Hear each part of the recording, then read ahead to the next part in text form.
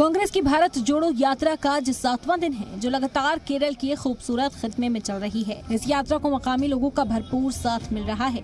यात्रा में सियासी कारकुनान के साथ बच्चे, बुजुर्ग और खवातीन भी शामिल हो रहे हैं। कल इस यात्रा के 100 किलोमीटर मुकम्मल होने पर बड़े इजलास का इनेकाद किया गया। इस मौके पर राहुल गांधी ने मुल्क के मौजूदा हालात का जिक्र किया। And what we are saying in the Bharat Jodo Yatra is that none of these things can ever be possible if India is divided, if India is angry, if India is full of hatred for itself. That every single person in this country is an Indian, and if anybody hates any other Indian, he is hating the idea of India itself. Today we have an atmosphere in the country of anger and hatred that has been generated by a particular ideology, and therefore there is a message that you can give to the rest of the country. You can show the rest of the country what it means to work together in harmony.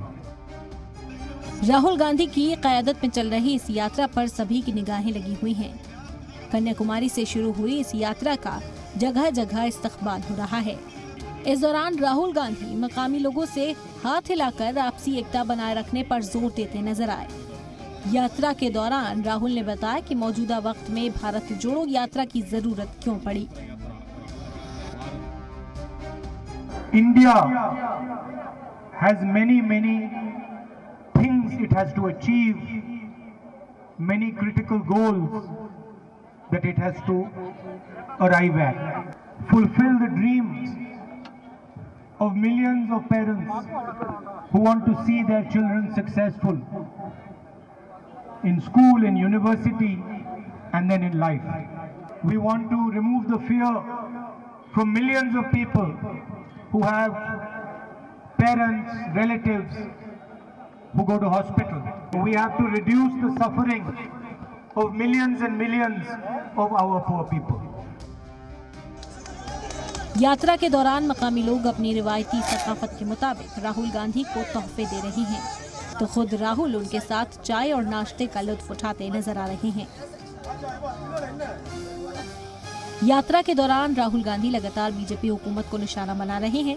उनका कहना है कि नफरत, टकराव और गुस्से से आप इलेक्शन तो जीत सकते हैं, लेकिन महंगाई, बेरोजगारी और तरक्की का क्या होगा। India has to achieve anything.